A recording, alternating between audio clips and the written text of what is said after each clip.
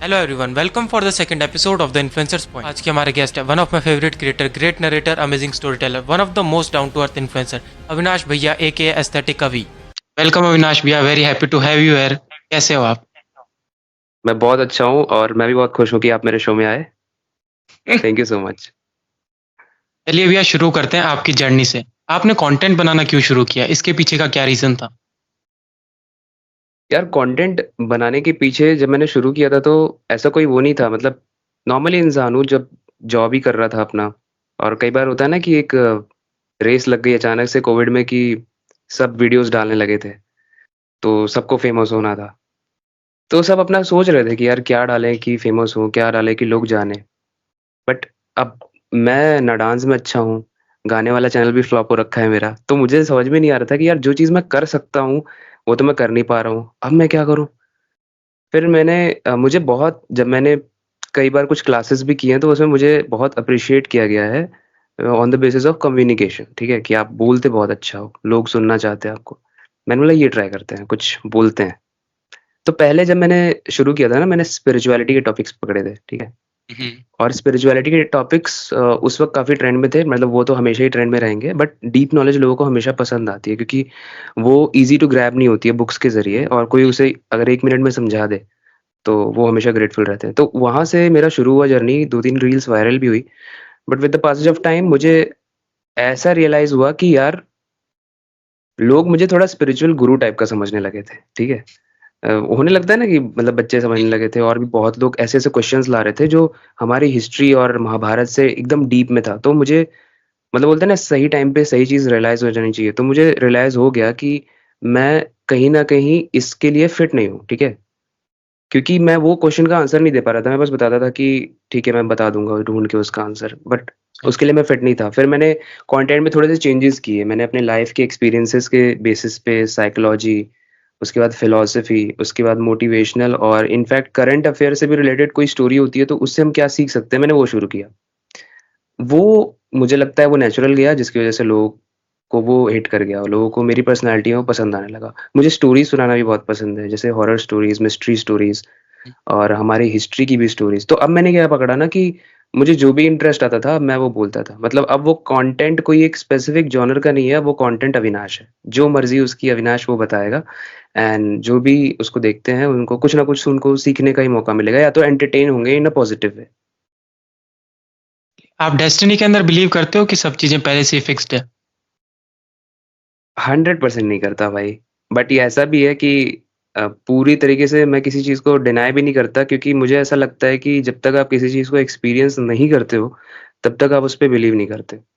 तो मैं डिनाय भी नहीं करता, बट अभी तक तो कुछ ऐसा नहीं हुआ है डेस्टिनी। फेलियर्स ही हुए हैं। मैं 11th में पूरा साल फेल हो गया, ठीक है? पढ़ाई पे ध्यान नहीं दिया। उसके बाद जब मैंने ध्यान दिया भी, तो 60% से ऊपर कभी भी नहीं आए, जिसकी वज़ह से काफ़ी ज़्यादा मेरे ना दोस्त रहते थे, और ना मैं बहुत ज़्यादा एक्सट्रोवर्ट था कि भाई किसी से भी जाके ऐसे बात कर घुस जाऊँ, बात करूँ। मैंने अपनी लाइफ़ में जो एक चीज़ अच्छी की है, वो की है कि मैंने स्टेज में और इन सब जगह पे ना पार्टिसिपेट बड़ा किया है। इसकी वजह से एज़ अ अविनाश मैं काफ़ी अच्छा ग्रो हो पाया हूँ, ठीक है? एज़ अ सोशल इंसान तो मैं उतना नहीं ग्रो हो पाया, क्योंकि अभी भी मतलब ज़्यादा लोग नहीं है कि कॉल बजता रहता है, ऐसा कुछ नहीं है। बट हाँ, जो जो अंदर है वो जब मैंने दिखाया कैमरे पे, तो लोगों को काफ़ी रिलेट हुआ। तब मुझे समझ में आया कि मुझे लगता था मैं अकेला हूँ, बट एक्चुअली मैक्सिमम पर्सनैलिटीज़ ऐसी ही हैं कि वो अकेले रहना पसंद करती हैं। वो ज़्यादा फालतू चीज़ों में इन्वॉल्व नहीं होना चाहती हैं, और अपने आप को कहीं न कहीं ग्रो करते हुए देखना चाहती हैं समय के साथ। तो एक चीज के बारे में मुझे आपसे जानना था। आपने एक हाँ, वीडियो बनाया था कि हैदराबाद की फिश फेस्टिवल के बारे में। वो क्या हाँ। चीज थी? उसके बारे में बताओ। यार, हैदराबाद में ना एक फिश फेस्टिवल होता है, उसमें क्या बोलते हैं कि माना जाता है कि अगर आप वहाँ की, अब एग्ज़ैक्टली स्पीशीज़ का नाम मुझे याद नहीं है, बट ऐसा माना जाता है कि उस फिश को अगर आप खाओगे तो आपके बहुत सारे रोग जो हैं, कैंसर, मतलब इनफैक्ट काफ़ी अलग-अलग लेवल की बीमारियों तक वो दावा किया जाता है कि वो ठीक हो जाएगा। अब वो देखो वही बात है कि मैं एकदम थोड़ा-सा साइंस का स्टूडेंट भी हूँ, और स्पिरिचुअल में भी बिलीव करता हूँ, तो इसकी वज़ह से मेरा जो मतलब जो मेरा जो कैरेक्टर बन गया है, वो ऐसा बन गया है कि जिसमें लॉजिक है या तो वो मानो, या तो जो स्पिरिचुअल है वो मानो, मतलब जो सही है। और वो दोनों में ही फिट नहीं बैठ रहा है, क्योंकि वो साइंटिस्ट भी बोलते हैं कि भाई ज़िंदा फिश को खा के तुम कौन-सी जान ले आओगे और कौन से तुम कैंसर को ठीक कर लोगे। इट्स जस्ट दैट वो एक फिश बिज़नेस है, जो इम्प्रूव हो रहा है मतलब समय के साथ, और खाने वालों को भाई बहाना चाहिए मेरे को लगता है, बस और कुछ नहीं है, रबिश चीज़ है वो। आपने कोल्ड ड्रिंक्स को लेकर एक बात बोली थी कि इससे ब्रेन का जो साइज़ है वो श्रिंक होने लगता है। तो इसके बारे में क्या कोई रिपोर्ट पब्लिश हुई थी उसके बिल्कुल, उसको बिल्कुल, देख के आपने बताया? आप इसको नेट पे, अभी तो मैं एडिटिंग नहीं कर रहा हूँ वरना मैं स्क्रीन पे ऐसे ज़ूम करके दिखाता आपको। बहुत सारी ऐसी रिपोर्ट है, आप देख सकते देखो, अगर आपको इसकी तो 1-2 रिपोर्ट मिलेगी कोल्ड ड्रिंक पे जो हुई है। सबसे डेंजरस चीज़ है शुगर, ठीक है? वर्ल्ड हेल्थ ऑर्गनाइज़ेशन ने सिंपली बताया हुआ है कि हमारी बॉडी में शुगर कितना चाहिए, और वो है 0, चाहिए ही नहीं बॉडी में शुगर। और अगर आप 1 कप ऑफ टी पीते हो, उसमें ही आपको लगभग 50 ग्राम के आस-पास शुगर मिल जाता है। ठीक है, 50 या फिर 20 से 30 इसके आस-पास ही है। बट ल अगर आप ये सोचो कि जो अगर आप कोक पीते हो ना, उसका एग्ज़ाम्पल देता हूँ। एक छोटी-सी बॉटल जो होती है, 80 ग्राम ऑफ शुगर आपके अंदर जाता है, सीधे 80 ग्राम। और वर्ल्ड हेल्थ ऑर्गनाइज़ेशन बोल रही है कि आपको चाहिए ही नहीं एक्चुअली शुगर। और आप उसमें 80 ग्राम, 100 ग्राम, अब सोचो 3-4 बॉटल, कई सारे मेरे इनफैक्ट दोस्त हैं जो गाँव में रहते हैं, जो उतने एजुकेटेड नहीं हैं। वो स्टिंग की बॉटल बड़ी पीते हैं, ठीक है? शुगर उसमें भी बहुत भर के होता है। तो ये तो मैंने एक्सपीरियंस भी किया है अपनी लाइफ़ में कि जैसे ही मैंने अपनी लाइफ़ में ना शुगर को कम किया ना, मेरी जॉ लाइन अच्छे से दिखने लगी। मेरी मेरी स्किन की जो जो क्वालिटी थी वो काफ़ी हद तक इम्प्रूव हो गई, जिसकी वज़ह से मैं आज भी 29 साल का नहीं लगता हूँ। उसमें कहीं न कहीं रीज़न यही है कि आप अपनी फ़िटनेस पे ध्यान दो और शुगर लेवल कट कर दो भाई, जितना कम हो सकता है कम कर दो। तो क्या आप रिपोर्ट्स आपको मिल जाएँगी। साइकिल ऑफ कर्मा में बिलीव करते हो आप? हाँ, मैं बिलीव करता हूँ उसपे। कई बार ऐसा हुआ है कि मतलब सब मस्ती करते हैं यार कि मतलब दुकान पे हमने पैसे नहीं दिए, हम निकल गए वहाँ से, और वो एक अचीवमेंट होता है खुद में। दोस्त को कहते हैं, "अब्बे भाई आज तो पैसे नहीं दिए हमने।" मतलब एक भले ही है वो 50 रुपए का होता है, लेकिन दोस्तों में फिर वो बात करने के लिए टॉपिक आ जाता है कि भाई आज मज़ा आ गया यार, फ्री में खा के आए। अभी नहीं किया, अब तो ऑब्वियसली बड़े हो गए हैं, बट जब 12th में थे, 11th में थे तो बहुत किया था, हम साइकिल भगा लेते थे। बट समय के साथ पता चला यार कहीं न कहीं पैसा निकल जा रहा है, ठीक है? कभी मोबाइल की स्क्रीन टूट गई, कभी पैसे गिर गए। तो और ये भी हुआ है कि कई बार लोगों ने मेरे साथ बुरा किया है, और मेरा नेचर है कि मैं रिप्लाई मतलब वर्ड्स के ज़रिए देना सही नहीं समझता हूँ, क्योंकि शायद मैं उसमें बेस्ट भी नहीं हूँ, बट एक्शंस के बेसिस पे रिप्लाई देना बहुत अच्छा रहता है, ठीक है? तब लोग आप एक्चुअली आपको सुनते हैं, देखते हैं। तो मैंने लोगों को नहीं रिप्लाई दिया है, बट बाद में पता चला है कि उसके साथ कुछ बुरा हुआ, और इतना बुरा हुआ कि जिसे सुनने के बाद मुझे बुरा लग रहा था। बट वो हुआ क्यों, वो जब मैंने सोचा तो आया याद मुझे कि यार इसने किया तो मेरे साथ भी बहुत गंदा वाला बुरा था। तो आई बिलीव इन कर्मा भाई। डार्क वेब के ऊपर भी आपने वीडियोज़ बनाए थे। उसके ऊपर कुछ बताएँ, वो भी एक अलग सी चीज़ है बिल्कुल। डार्क वेब बहुत मिस्टीरियस चीज़ है यार। देखो डार्क वेब ना बनाया गया था सिक्योर तरीके से आप चीज़ों को कम्युनिकेट पर कर पाओ, इसलिए बनाया गया था। इनिशियल जो उसका बनाने का जो रीज़न था, वो पॉज़िटिव था। बट क्योंकि वो इटसेल्फ में इतनी मिस्टीरियस चीज़ है ना कि आप कुछ भी उस पे डालोगे तो आपको पता ही नहीं, आपको कोई ट्रेस ही नहीं हो पाएगा। इनफैक्ट ब्लॉकचेन टेक्नोलॉजी है या फिर बिटकॉइन है, इसका भी जो मेथड लिया गया है ना एन्क्रिप्शन का, वो सारा का सारा डार्क वेब से ही लिया गया है, क्योंकि आप ट्रेस नहीं कर सकते हो किसी को भी। तो उसमें बहुत लीथल चीज़ें होती हैं, काफ़ी सारी चीज़ें। तो मतलब एक बार मैंने ओपन किया था, एंड मैंने जब ओपन किया, tor ब्राउज़र उसके लिए लगता है, ठीक है? और tor ब्राउज़र जब मैंने ओपन करके, मैंने इसीलिए अपने कंटेंट के लिए लिया, बट देखो ये सच है कि मैंने उसमें से कोई वीडियो आज तक नहीं निकाली है, क्योंकि उसकी वीडियोज़ ना हद से ज़्यादा थोड़ी-सी गंदा होता है। उसमें ये खून-वून का कोई फ़िल्टर नहीं होता है। सीधे आपको दिख रहा है कि किसी को काट के मार के, और ऐसे पूरी वीडियो वहाँ पे चल रही है। वो लाइव वो चल रहा है कि कैसे उसको मारा जा रहा है, उसका गला ऐसे रेता जा रहा है, और वहाँ ऑडियंस है उसकी। वो कमेंट कर रही है कि इसके गर्दन की जो सर्वाइकल बोन है उसको काटते हुए दिखाओ। सोचो इतने इतने लेवल तक वहाँ पे चलता है। मैं तो यार ये देख के काफ़ी दंग हो गया था। जब मैंने tor ब्राउज़र को एक्सेस किया था तो वहीं पे नीचे ही एक लिंक थी, ड्रग्स लिखा हुआ था वहाँ पे, ठीक है? उसमें कोई लाइन थी कि बाय ड्रग्स फ्रॉम हियर। मैंने बोला भाई इतनी सिंपल, मतलब इतना सिंपल है? ड्रग्स बाय कर लो, मतलब इसके बारे में तो बात भी करें तो पुलिस पकड़ के ले जाए भाई, कि चेकिंग करने लगे, बैग-वैग में तो नहीं है। नाडा-टाडा पता नहीं कौन-कौन से लॉज़ हैं उसके लिए। अब फिर मुझे समझ में आया कि भाई देख, रिसर्च एक अलग जगह, और मतलब लाइफ़ ही हैक हो जाएगी, या मान ले मेरा यूट्यूब चैनल ही हैक हो जाए, तो इतनी दिन की मेहनत जो है, वो सब खत्म हो जाएगी। तो फिर मैंने उसको एक दूसरे सिस्टम में ओपन किया था जहाँ पे मेरा यूट्यूब नहीं है। तो उसमें जब मैंने ये सारी चीज़ें जो है ना, फर्स्ट स्टेप में तो मैं अपने मेन सिस्टम में नहीं गया, बट सेकंड सिस्टम में जब मैं गया तो मैंने देखा भाई वहाँ पे बहुत कुछ चल रहा था। वहाँ पे रेड रूम का भी एक कॉन्सेप्ट था। इनफैक्ट मेरी टीम ने अभी कम से कम 5 स्क्रिप्ट लिखी है डार्क वेब पे, जो अभी आपको अपकमिंग एपिसोड्स में मिल जाएँगी। तो मिस्ट्री की मैं एक सीरीज़ बना रहा हूँ, और उसके उसके भाई उस स्टोरी के रिसर्च करते वक़्त ना इतनी सारी स्टोरीज़ मिली जो रियल लाइफ़ है। एक पीटर्स कलीग था जो बच्चों को अपने बेसमेंट में बंद करके उनका रेप करता था, और उनकी वीडियोज़ लाइव पोस्ट करता था, और उसकी एक डिमांड थी डार्क वेब पे बहुत ज़्यादा। वो बिकती थी वीडियोज़ मिलियंस में। 1 सीडी की जितनी होती है, 1 जीबी, 2 जीबी, मिलियंस में बिक रही है वो वीडियोज़। और उसकी पूरी टीम थी भाई उसकी, जैसे हमारी टीम है यूट्यूब की, वैसे उसकी टीम है जो बच्चों को लाती है, फिर वो गलत काम करता है, उसका लाइव स्ट्रीमिंग होता है, और लोगों को ऑप्शन दिया जाता है कि वो क्या चाहते हैं देखना, बताओ। एंड इस हद अब आप समझ सकते हो कि किस ऑडियंस हद खुद तक डिमांड कर चीज़ें रही वो है। ऑडियंस वहाँ उसकी भी ऑडियंस, मैं तो ये सोच के कि कैसे दरिंदे, मतलब जैसे ऑडियंस हर एक क्रिएटर की होती है, बट भाई ऐसी दरिंदगी की ऑडियंस है। मतलब आपके और हमारे जैसे ही लोग हैं भाई जो घूम रहे हैं आस-पास, और वो कहीं न कहीं डार्क वेब पे जाके कमेंट कर रहे हैं कि मुझे ये दिखाओ, मुझे इसको काटते हुए दिखाओ, मुझे इसकी फिंगर में से नेल को निकालते हुए दिखाओ। ऐसी-ऐसी चीज़ें वहाँ पे कमेंट की जाती हैं, और वहाँ पे हिटमैन जैसा कॉन्सेप्ट भी है कि आप हायर कर सकते हो लोगों को। आप वहाँ पे पैसे देके लोगों को हायर कर सकते हो, और आप बता सकते हो उनको कि किस तरीके से, जिसे आपको विक्टिम बनाना है, जिसकी हत्या करवानी है आपको, आप उसको पूरा बता सकते हो गाइडेंस देके कि ऐसे-ऐसे आप इसकी डेथ होनी चाहिए, बिल्डिंग से कूदा के होनी चाहिए, ज़हर दे के होनी चाहिए। And they are very trained professionals, and ऐसा माना जाता है कि वो आर्मी पर्सनल्स हैं, यूएस के या इंडिया के, टॉप एकदम एलाइट एलीट जो होते हैं ना टॉप वाले, जिनको आप पकड़ नहीं पाओ, पुलिस तो उनके सामने बच्ची है, ऐसा समझ लो। इस लेवल की चीज़ हो रही है भाई। आप हॉरर का कंटेंट भी अपलोड वगैरह करते हैं। आपके हिसाब से इंडिया की मोस्ट हॉन्टेड प्लेस कौन-सी है? अम, यार हॉरर चीज़ ऐसी है, देखो मिस्ट्री मेरे को ज़्यादा इंटरेस्टिंग लगती है, हॉरर भी लगती है, बट हॉरर थोड़ा सब्जेक्टिव हो जाता है, क्योंकि हॉरर चीज़ें ना हमें दिखती नहीं है। जैसे डार्क वेब है ना, मिस्ट्री हो गया थोड़ा-सा ये, बट हमें दिख रही है ये कि भाई हो रहा है सही में ये, ठीक है? अब हॉरर क्या है कि थोड़ा सब्जेक्टिव है, मैंने उसे नहीं देखा है, तो बट जो मैंने पढ़ा है एज़ पर, और जो मैंने कंटेंट बनाया है, कुलधरा प्लेस जो है, उसके बारे में काफ़ी राजस्थान। ज़्यादा। कुलधरा गाँव जो है राजस्थान में, जैसलमेर से 80 किलोमीटर के आस-पास दूर है। इनफैक्ट अभी मैं ऋषिकेश गया था ना, तो मैं एक लड़की से मिला था। उस वो ही पालीवाल थी, और पालीवाल ब्राह्मणों का ही था वो गाँव। काबिल।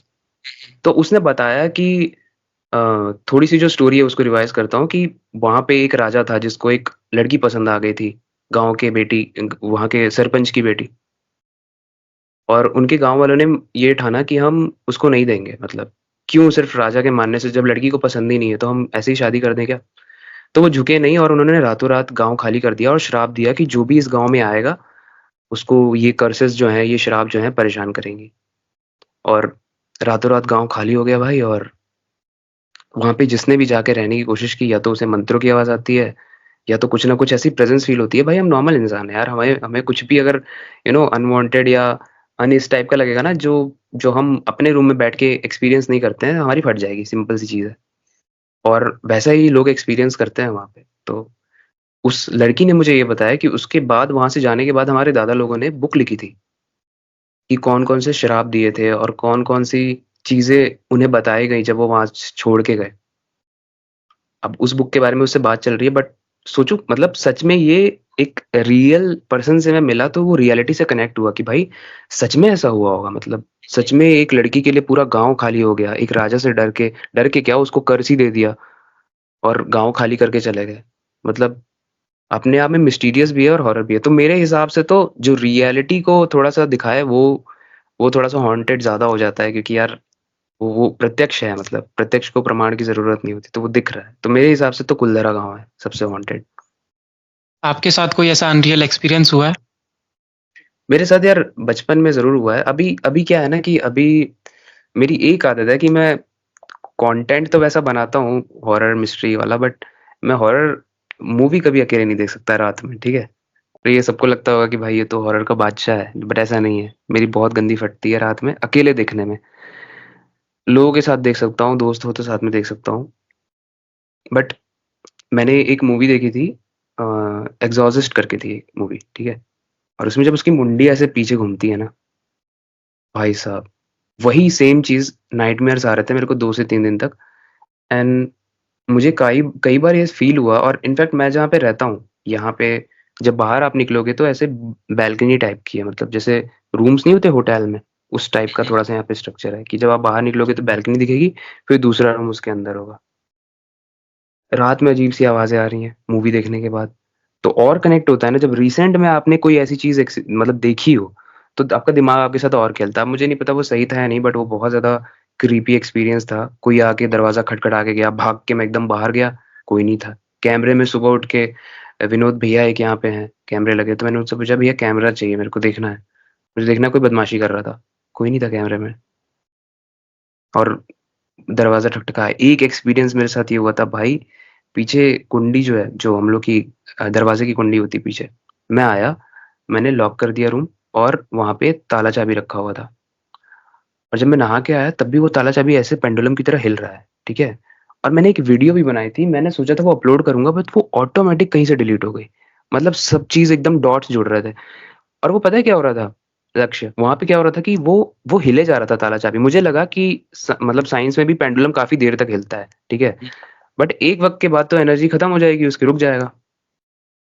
1.5 घंटे हिले जा रहा है, 1.5 घंटे तक हिल रहा है वो और मैं मजबूर हो गया कि मैंने वीडियो बनाई, मैंने उसमें बताया भी था कि गाइस देखो ये हिले जा रहा है। मैंने कुछ कोई एनर्जी नहीं लगाई है उसपे और उसके बाद मैंने रोका उसको हाथ से।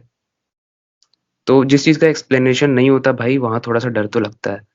अब क्या था, किस कैसे था पता नहीं but it was very, very creepy. आपके वीडियोज़ का पूरा प्रोसेस क्या रहता है रिसर्च से लेके एंड एंड प्रोडक्ट तक? कौन-कौन आपके साथ है और किस तरह से आप बनाते हो? यार रिसर्च प्रोसेस बेसिकली 1.2 मिलियन तक तो मैं जॉब करता था। तो मैंने सब कुछ अकेले ही किया है, स्क्रिप्टिंग से लेके, एडिटिंग से लेके सब कुछ, ठीक है। 1.2 मिलियन जब हो गए तो अब मुझे लगा कि यार थोड़ा हम सीरियस हो सकते हैं अब इस चीज़ को लेके, ठीक है। लोग पसंद कर रहे हैं और जब लोग पसंद कर रहे हैं और तब आप जो पसंद कर रहे हो वही लोग पसंद कर रहे हैं तो आप लॉन्ग टर्म चल सकते हो उस गेम में, है ना?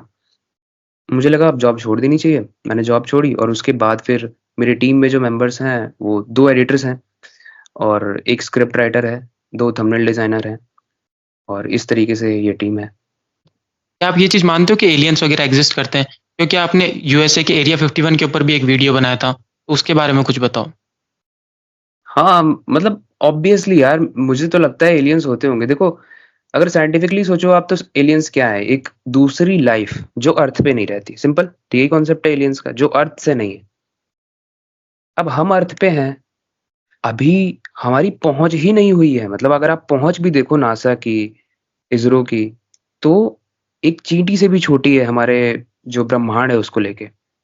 हो सकता है कोई ऐसी सिविलाइज़ेशन हो सकता है कि उसके पास ऐसी टेक्नोलॉजी हो कि वो लाइट ईयर्स की स्पीड से भागती हो।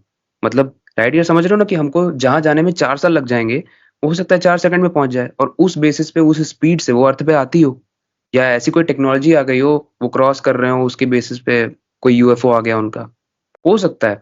एग्ज़ैक्टली नहीं कह सकते कि उनका शेप कैसा होता है, उनका साइज़ कैसा होता है बट इंटरनेट पे जो भी चीज़ें हैं वो काफ़ी हद तक तो इमेजिनरी हैं या एआई बनाई हुई हैं।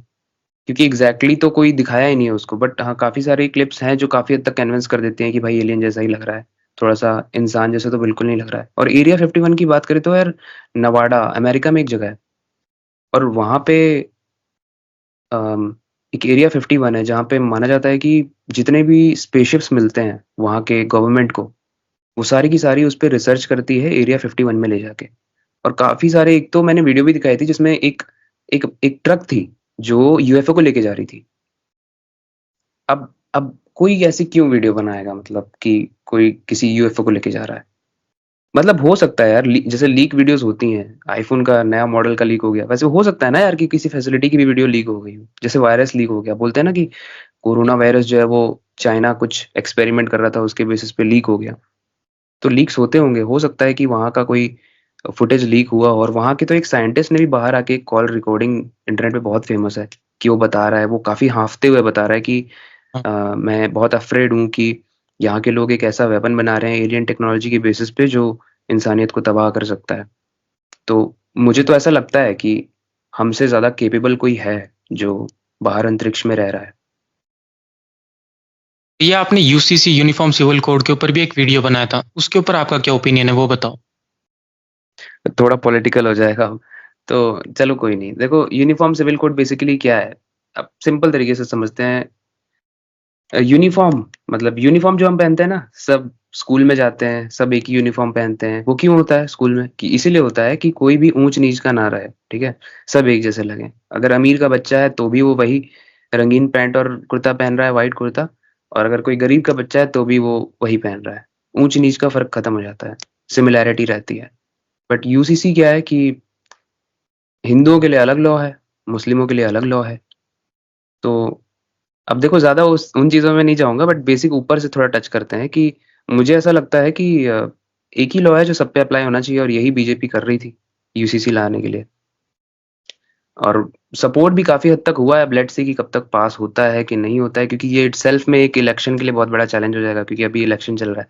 और ये थोड़ा-सा कहीं न कहीं रिलीजियस बिलीफ्स पे चला जाएगा ना, तो वोट में दिक्कत हो सकती है।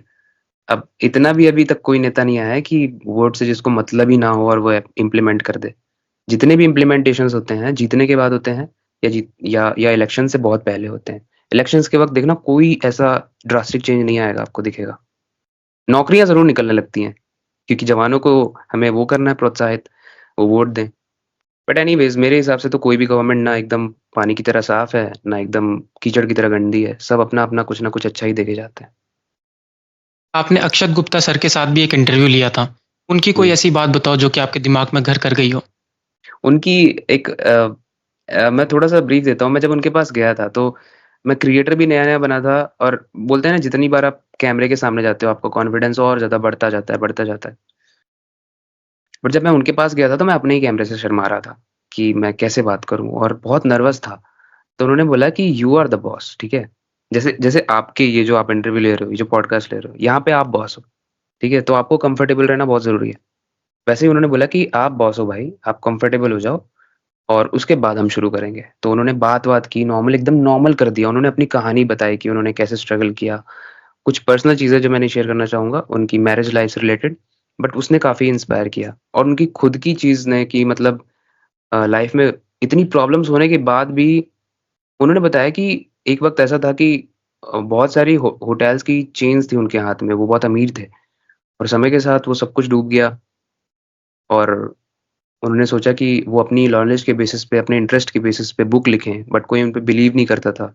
बट जब बुक आई तो तबाही है, देख रहे हो इंटरनेट पे छाए हुए हैं वो और उनकी stories, and the way he communicates and the way he tells the stories is masterpiece. तो एक तो जिस तरीके से पॉजेज़ लिया जाता है, मैंने अक्षय सर से सीखा है। पॉजेज़ का गेम है कम्युनिकेशन। अगर आप सही समय पे पॉज़ ले रहे हो, अगर आप सही समय पे साँस ले रहे हो, जो भी लोग सीखना चाहते हैं story telling is all about कि कैसे आप डॉट्स को कनेक्ट करते हो और सही तरीके से उसको लोगों के सामने प्रेज़ेंट करते हो। और जब आप मुँह खोलते हो तो सही समय पे पॉज़ लेना भी ज़रूरी है, विथ एक्सप्रेशंस। वो सारी चीज़ें मैंने उनसे सीखी है। और इतने ज़्यादा डाउन टू अर्थ थे भाई, इतने ज़्यादा डाउन टू अर्थ, मतलब नॉर्मल मुझे फ़ील कराया, वो ले गए, एंड हम लोगों ने खाना खाया। खाना खाने के बाद लगने लगा कि भाई कोई अपना है, एंड उसके बाद फिर हमने पॉडकास्ट किया था। तो मैंने उनसे बस एक चीज़ बोला था कि सर, अगर मैं बहुत बड़ा बना, फ़ेमस बना, तो मेरी एक पर्सनैलिटी आपसे ली हुई रहेगी, वो रहेगी डाउन टू अर्थ वाली।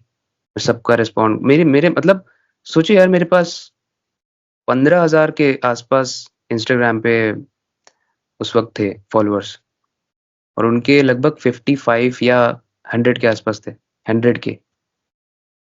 उन्होंने मेरे को रिवर्ट कर दिया था उतने में ही, और वो चलो 100 के उनके नंबर्स मत देखो, वो ऑलरेडी फ़ेमस पर्सनैलिटी थे यार। वो चाहते तो इग्नोर कर सकते थे। उन्होंने ऑडियो से इतना अच्छा ग्रीट किया मुझे, मतलब एक स्पेशल फीलिंग हुई। तब मुझे समझ में मुझे ये जो लोग, मैं कई बार स्टेटस भी डालता हूँ कि लोग जो मुझे इतने प्यार से रिस्पॉन्ड करते हैं, मेरे कमेंट जब मैं रिप्लाई करता हूँ, तो वो मैं समझ पा रहा हूँ। उसकी वैल्यू मैं जानता हूँ कि जब आपका फ़ेवरेट क्रिएटर या आपका फ़ेवरेट बंदा जो फ़ेमस है, वो आपको रिप्लाई करता है ना, तो वो जो फीलिंग आती है, वो बताई नहीं जा सकती। वो बहुत ब्यूटीफुल फीलिंग होती है। तो आई कैन अंडरस्टैंड, और उसी को रिस्पेक्ट करते हुए फिर मैं स्टेटस भी डाल देता हूँ कि और खुश हो जाए वो। तो मैंने उनसे यही चीज़ सीखी है, down to earth, jolly nature, मतलब जहाँ ज़रूरी है, ये नहीं कि हँसते रहे, एंड मास्टरपीस स्टोरी टेलिंग। चलिए लास्टली भैया आपकी बेहतरीन वॉइस में कुछ लाइन्स तो बनती है। कोई भी सॉन्ग सुना दीजिए जो भी आपका दिल चाहे। यार, ये तो मैंने सोचा ही नहीं था कि कौन-सा सॉन्ग सुनाऊँगा। तो ये एमएस धोनी मूवी का गाना है, ठीक है? और ये मेरे दिल के बड़े करीब है, उस वक़्त बड़ा सुनता था और जितना सुनता था उतना मज़ा आता था। जब तक तुझे प्यार से बेइंतहा मैं भर ना लूँ, जब तक मैं दुआओं सा 100 दफ़ा तुझे पढ़ ना लूँ, हाँ मेरे पास तुम रहो, जाने की बात ना करो। मेरे साथ तुम रहो, जाने की बात ना करो। ओ बस। अमेजिंग भैया, अमेजिंग। चलिए, थैंक यू भैया, it was a really great time with you, thank you so much. Thank you so much, बहुत मज़ा आया।